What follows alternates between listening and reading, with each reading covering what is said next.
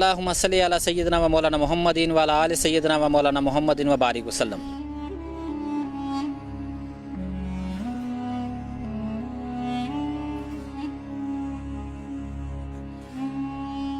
इसका जो पेज जो लंबाई में है वो 40 फुट रखा जाए और चौड़ाई जो उसकी है उसकी 53 इंच रखी जाए, खुल के वो 8.5 फुट हो जाए।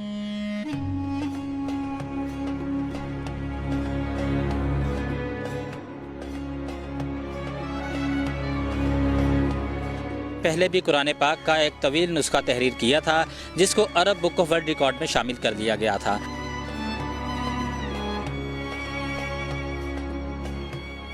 फिर इसको आका मौला सल्लम के हज़ूर पेश किया कि या रसूल सल्लम, ये कुरान शरीफ का जो नुस्खा है दुनिया का पहला तर्जमे के साथ, ये जो नुस्खा है ये हम पाकिस्तानियों की तरफ से हम आपको पेश करते हैं। नेशनल पॉइंट की वीडियोस को लाइक करें, सब्सक्राइब करें और बेल आइकॉन पर जरूर क्लिक कीजिए ताकि हमारी आने वाली तमाम वीडियोस आप तक पहुंच सकें।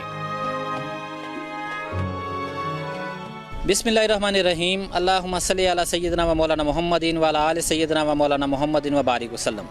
नाज़रीन अस्सलाम वालेकुम, मैं हूं फैसलाबाद से आपके साथ मोहम्मद सजाद अली। आप देख रहे हैं नेशनल पॉइंट। नाज़रीन, हम आज आपकी मुलाकात करवाने जा रहे हैं कुरान पाक के अजीम लिखारी मुफक्किर इस्लाम पीर इम्तियाज़ हैदर मुजद्दिदी के साथ।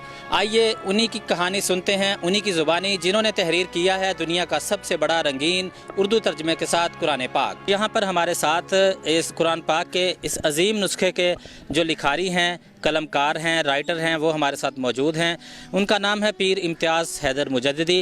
पाकिस्तान की ये अजीम शख्सियत ने पहले भी कुरान पाक का एक तवील नुस्खा तहरीर किया था जिसको अरब बुक ऑफ वर्ल्ड रिकॉर्ड में शामिल कर लिया गया था।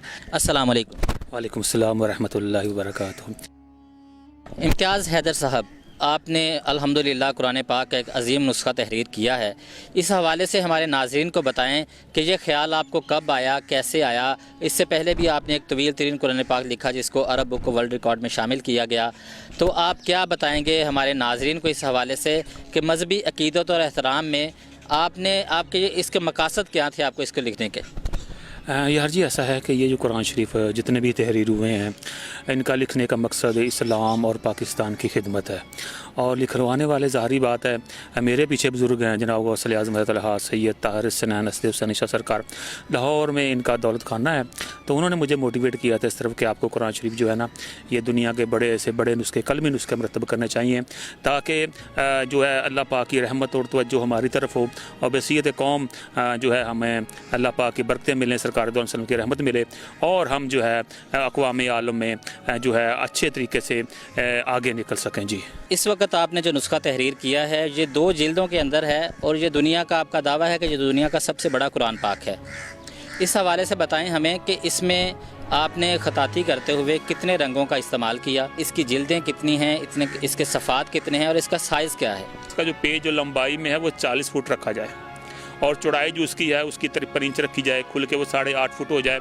और एक नुस्खा जो है ये इंटरनेशनल मेयार के मुताबिक होना चाहिए। उसका इसमें कलरफुल होना चाहिए क्योंकि आजकल जो है ना कलरफुल जो है ना रंगीन कुरान शरीफ लोग ज़रा छापते हैं और शौक़ से पढ़ते भी हैं। तो कलरफुल की तरफ लेके जाएँ तो फिर अल्हम्दुलिल्लाह हमने उसको उसकी जो कुरानी आयात थी वो हमने ब्लैक कलर में ली, तर्जमा उसका हमने रेड कलर में लिया, रमूज़ों का ग्रीन कलर में लेके गए। सिपारों के जहाँ शुरू होते हैं उसको हेडलाइन बोलते हैं सिपारों की, वो हमने सब्ज़ कलर से ली और जो सूरतों की हेडलाइन सब लाइन है वो हमने उसको ब्लू कलर में ली। 4 के टाइटल पेज हमने रखे, फिर 4 टाइटल पेजों को अगर साथ मिलाएं और 31 इन सफ़ात को साथ मिलाएं तो कुल मिला के ये 35 पेज बन जाते हैं।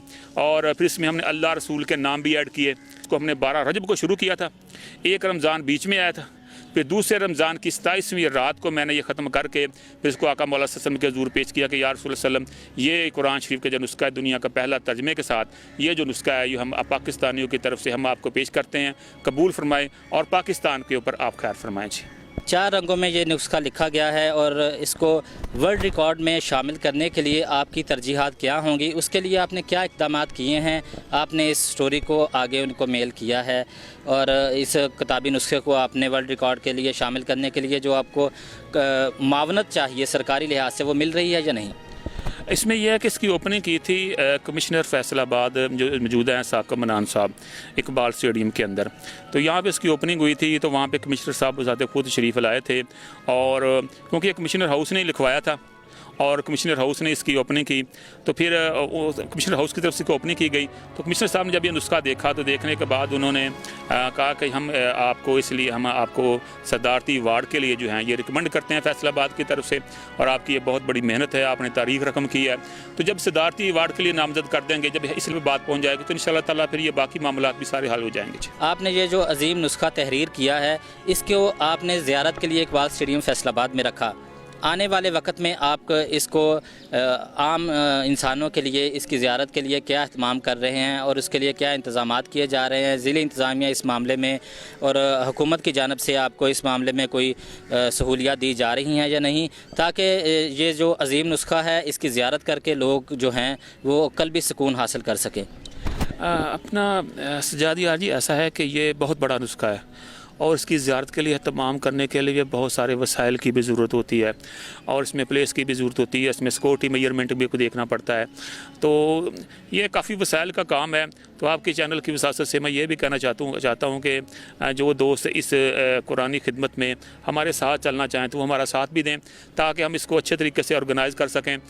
इसको हम इंशाअल्लाह ताला, ये कोरोना का कुछ इशूज़ खड़े हैं, ये थोड़े से अल्हम्दुलिल्लाह ठीक होते हैं और ओपन इजाज़त मिलती है आम लोगों को आने के लिए। तो फिर हम इसको किसी पब्लिक प्लेस पे रखेंगे, जैसे कि ये बाग है, इसमें भी रखा जा सकता है, इसके अलावा प्रेस क्लब में भी रखा जा सकता है या कहीं और जगह भी रखा जा सकता है। इसके लिए मशावरत जारी है मुख्तलिफ दोस्त अहबाब से, लेकिन इंशाअल्लाह ताला जो ही कोई इसका आपको फ़ाइनल होगा तो फिर इंशाअल्लाह ताला हम इसका बाकायदा आगाह करेंगे। जी बिल्कुल, जैसा कि नाज़रीन आपने सुना कि पीर इम्तियाज़ हैदर मुजद्दिदी साहब बता रहे थे कि जब भी इसको ज़ियारत के लिए रखा जाएगा तो इसके लिए इसके तक़द्दुस का एहतराम जो है वो हम सब पर वाजिब होगा, उसके मुनासिबत से इंतज़ामात देखे जाएंगे और उसके लिए एक बड़ी जगह भी दरकार होगी, क्योंकि ये दुनिया का सबसे बड़ा कुरान पाक है जो इन्होंने अपने हाथ से तहरीर किया है। और पीर इम्तियाज़ हैदर मुजद्दिदी साहब, आप हमें ये भी बता दें कि ये जो अजीम नुस्खा आपने तहरीर किया है, ये आपको ने मजमूई तौर पर कितने दिनों में इसको लिखा है? इसको जी 425 दिन तकरीबन लगे हैं और इसमें जो वक्त मेंशन है, कभी 4 घंटे, कभी 5 घंटे, कभी 2 घंटे, कभी आधा घंटा, जितनी अल्लाह पाक की जनाब ने इसकी तौफीक मुझे बख्शी, मैं इसको लिखता गया। और फिर इसकी लिखने के बाद इसकी चेकिंग का मरहला होता है कि जो लिखा गया है आया वो सही भी लिखा गया है, इसमें कोई गलती कोताही तो नहीं है। कुरान पाक का मैटर है, इसमें बड़ी सख्ती करनी पड़ती है। तो जो हम लिखते थे उसकी उसी वक्त उसी दिन चेकिंग होती थी। आगे आपके कोई मज़ीद जो हैं वो तरजीहात हैं आपकी? जी बिल्कुल, अल्हम्दुलिल्लाह, जब तक ज़िंदगी है, सांस है, ये काम करते रहेंगे। पमाता आखिर रसूल फ़ाख़ुज़ूहु, जो तुम्हें रसूल अल्लाह दें वो ले लो। इससे मुराद ये है कि हदीस है, हदीस की तरफ प्रोग्राम है कि हम अपनी जो है बुखारी शरीफ इसको लिखें, बड़े साइज़ में लिखें, दुनिया की सबसे बड़ी बुक बने वो, क्योंकि दुनिया की सबसे बड़ी बुक अगर होनी चाहिए तो आप सल्लल्लाहु अलैहि वसल्लम की हदीस की आपकी बात ही होनी चाहिए। पहले आपने तहरीर किया था नुस्खा, उसके मतलब हमारे नाज़रीन को बताएं।